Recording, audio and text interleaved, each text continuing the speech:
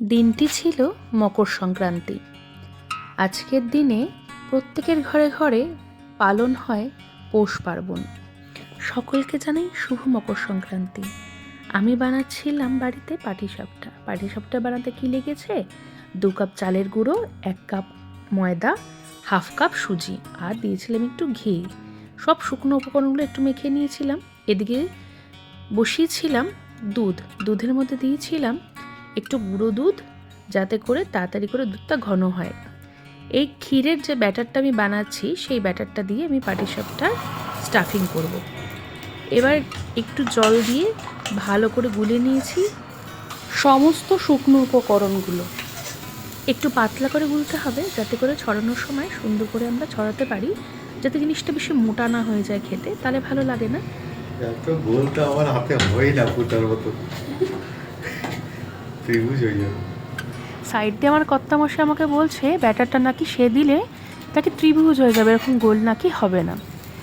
যাই হোক, এবার আমি সুন্দর করে ফ্রাইং প্যানে একটু ঘি ব্রাশ করে দিয়ে দিয়েছিলাম ব্যাটারটা, স্টাফিং করে সুন্দর করে আস্তে আস্তে এটাকে উল্টে পাল্টে দিয়ে হয়ে গেল আমার একটা পাটিসাপটা রেডি। ক্লাস থেকে বাড়ি ফিরেই শুরু করেছিলাম পিঠে বানানো, মেয়ের বায়নায়।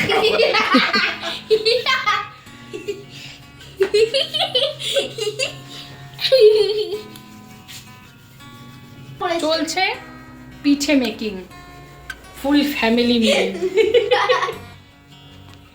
কাজের মাঝায় শুরু হয়েছিল 3 জনের খুনসুটি।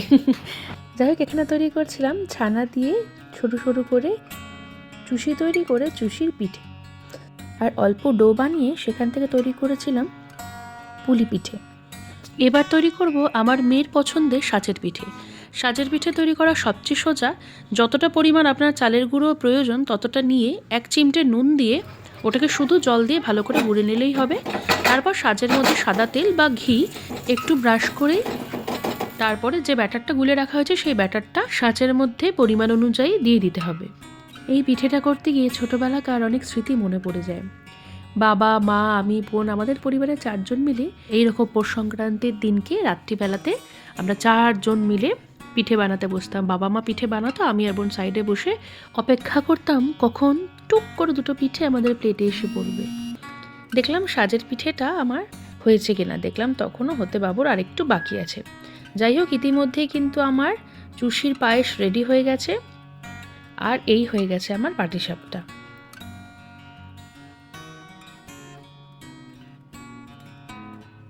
পাটিসাপটা সাজের পিঠে খুব সুন্দর সাজটা উঠেছে।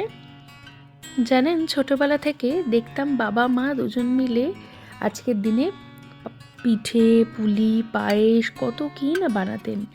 আজকে এগুলো বানাতে বানাতে মা বাবার কথা খুব মনে পড়ছিল।